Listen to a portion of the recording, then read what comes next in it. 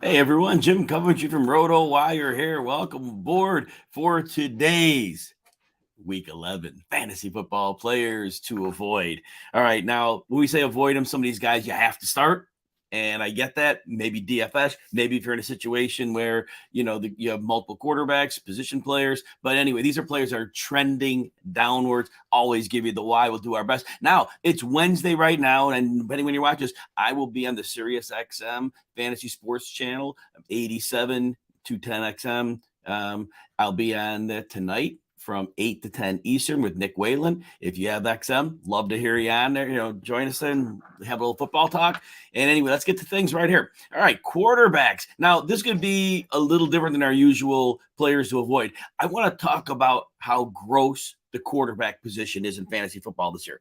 As I do these rest of season rankings and weekly rankings, it's just become ridiculous. We've been used to great quarterback scoring for some time, right? A number of years, just beautiful scoring. Lamar, let's talk about a few. Lamar Jackson. What has he really done since week 3? He hasn't had big rushing games, decent floor. It's like 1 or 0 touchdown passes per game. He hasn't run for a touchdown since week 3.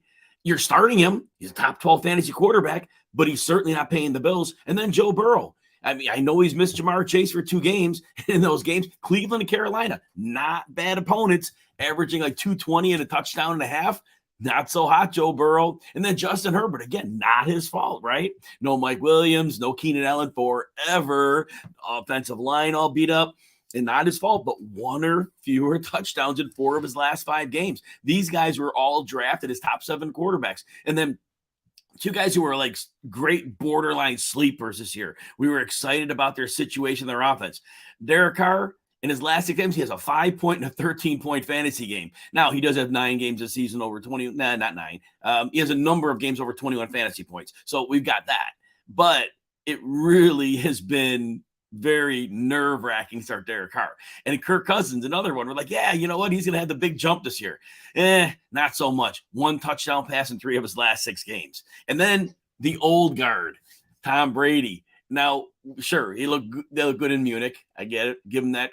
But 1 or fewer touchdown passes in 5 of his last 6 games. They're on a bye. I'm hopeful they work some things out. Julio Jones is playing a little bit more. Russell Gage has been not healthy for quite some time. Chris Godwin finally showed a little more explosiveness in that Munich game. And Mike Evans, I think, has been nicked up on and off all the season. If they can get all 4 of those guys healthy on the field, I do think that Brady can get the ball out super quick and have a mismatch with one of those 4 guys on every play. And we know he'll be patient. But as of right now, not looking good. And, of course, Matt Stafford. And no Cooper Kupp now. But Stafford has barely thrown a touchdown pass a game. And then, 1 more. Kyler Murray. A little better lately. He'll get Marquise Brown maybe soon, but 1 or fewer touchdowns in 5 of his last 8 games, less than 210 yards in 4 of his last 9. Kyler, these guys are all scuffling. These are all guys we were counting on. Who do we trust? Well, we trust Josh Allen, elbow or no elbow. We trust Patrick Mahomes. Who are the next 2? Justin Fields since week 4, right? We trust him now because he's going to run a lot. His rushing production is blowing away Lamar Jackson's right now. And he's thrown multiple touchdown passes in a couple games. Even though he's like 180 yards or less, defenses, you could tell, they don't know what to do when he's moving around. They think he's going to take off.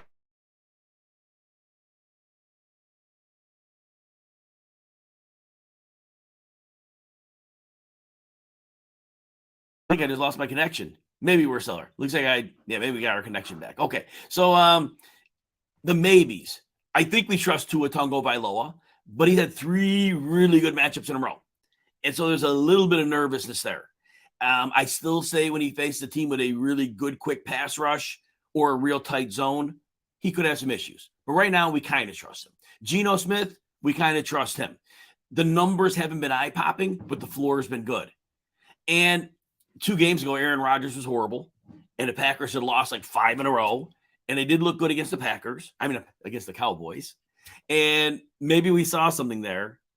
He typically gets you 250 and 2 touchdowns, right around there, 230, 250, 2 touchdowns. Normally, so maybe we trust him for a floor. But you see, that's my point. Quarterback is crazy this year. All right, let's get to some other positions now and what we usually do here, players to avoid. Running backs, DeAndre Swift. In his last 3 game, here are his touches: 10, 5, and 7.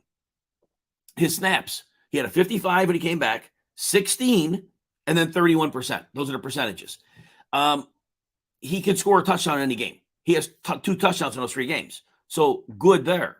But last year when he was hurt late in the season and he came back to like 30 snaps a game. That's what he was getting. I think at this point, Dan Campbell kind of realizes this guy can't stay healthy. So we limit his touches. We get the best out of what we can out of him. And I don't know if that means expanded workload at any point in time. Look, the Lions aren't playing for a playoff spot. We know that.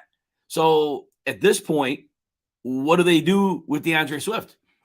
Do they keep him from having a catastrophic injury? Do they not worry about it? Think he'll be fine by next year no matter what happens? Not sure, but it doesn't look good. Jamal Williams is just getting a lot of work. So right now, look, Swift is boom bust. If there's a game where Swift gets 5 touches, we saw, I think in the Minnesota game a while back, he could go off on 5 touches, but he also could get stuffed on those 5 and get nothing for you. He is boom bust right now. He's a flex. That's what he is. If we see the change from Dan Campbell and his usage, different story. The usage just simply doesn't merit it right now. All right, what else do we have? We have Clyde Edwards-Helaire. You might be able to drop him. Maybe, probably. He seems done. The playing time, 3 games ago, 27%, then 17, then 6% of the playtime. Constant drag down. His touches, 6, 5, and 0. So Pacheco's getting early down work. McKinnon's definitely getting the passing down work. And that leaves nothing for Clyde Edwards-Helaire. Don't see it changing. Do not see it changing right now. If you don't have a player on waivers to pick up who's useful, you hang on and see if something changes. Right now, that's not a good sign. David Montgomery. Now, the Khalil Herbert changes his equation, but Montgomery has not been efficient on his runs. And the Bears, their blocking per PFF, they are one of the top graded run blocking lines. In the last 3 games, he has 38 carries for only 126 yards. So if it was 152 yards, be 4 yards a carry. He's way short on that. So we're looking closer to like 3.3, and I don't have that number in front of me. He's had 5 catches for 47 yards, chipped in a little bit there. Now, again, like I said, with Herbert out for at least 4 weeks, but Montgomery's already seen 70% of the snaps. So I don't know how much his workload goes up, but Herbert was getting significant touches. So volume. So right now, I think, the touches have to go up, right? Tristan Ebner will play, but they're not going to play him as much as they'd have played Herbert. So I do think you can go at Montgomery for volume based, but I'm very nervous, like especially if you're using him and you're going to make the fantasy playoffs. And if Herbert comes back in the 4 weeks, second week of the fantasy playoffs, a little bit to worry about. But right now, you ride him. I think it's a volume based play, and that's it.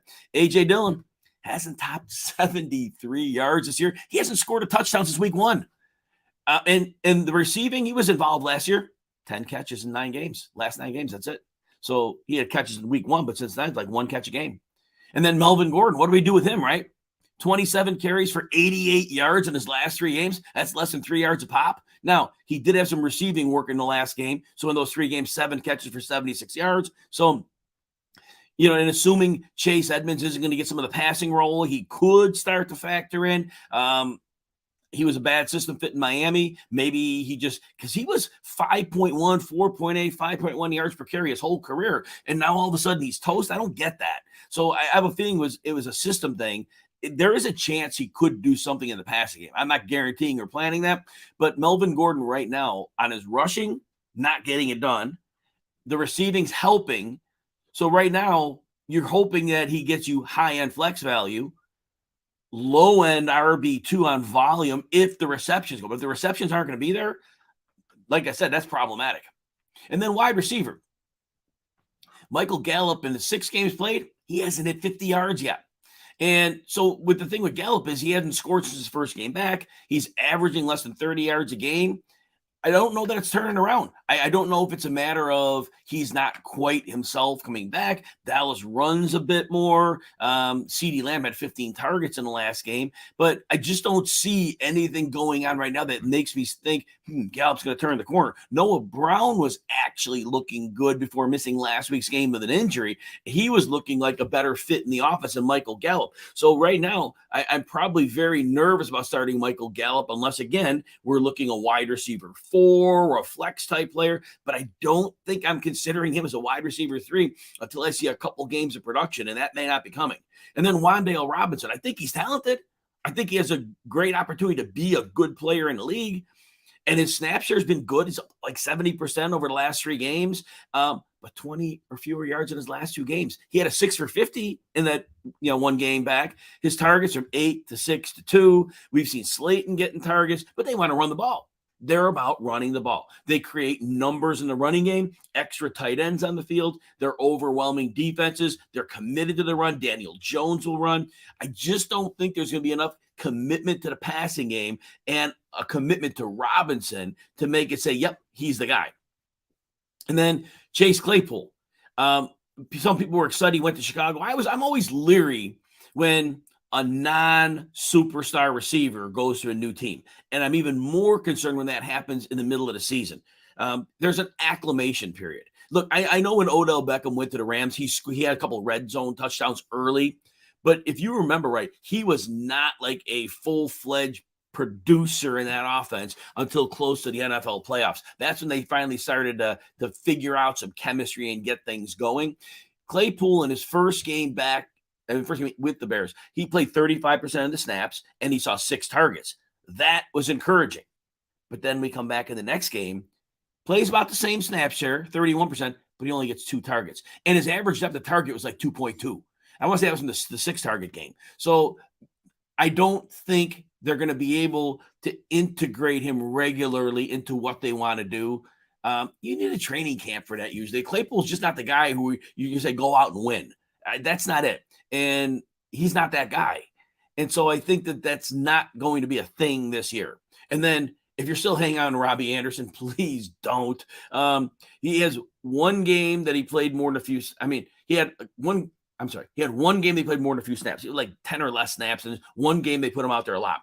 In his 4 games, he's lost 4 yards. He had 1 catch, -4. That's his stat line. He was a guy that definitely switching his midseason. I was not a fan of that. A situational deep threat. That's all I've seen him as. I know he had the half a year in Carolina, and he had the year with which is that quarterback, the guy from the Jets. Oh man, Panthers guy, Sam Darnold.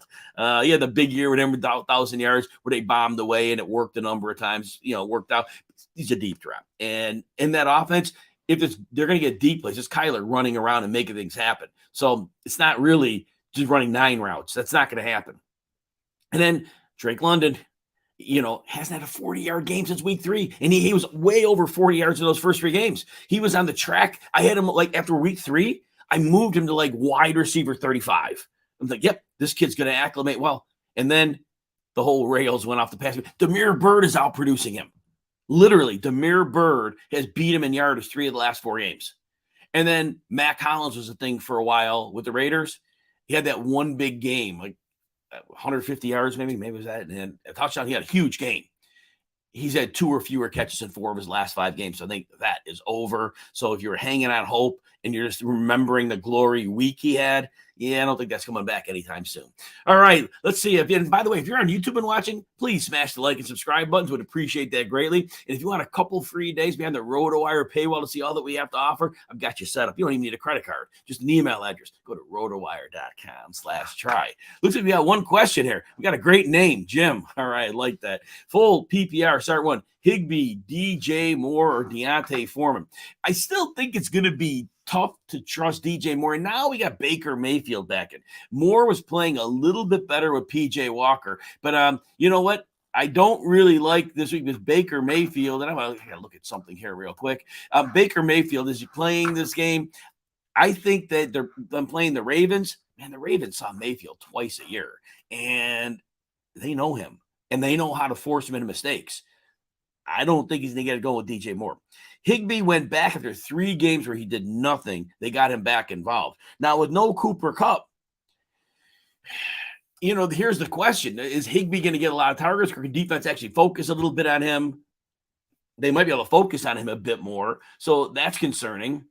So I'd say they're going to have to throw him, but the Saints are lights out against tight end. They give less than 30 yards a game to them, and so it's a bad matchup. So I'm just going to say Foreman. Foreman, he had the 1 week where his game scripted out against Cincinnati, but other than that, he's been over 100 yards and a touchdown in each of the 3 games he's played for them. And they're playing the Ravens, and, this isn't the version of the Ravens that are lights out against the run.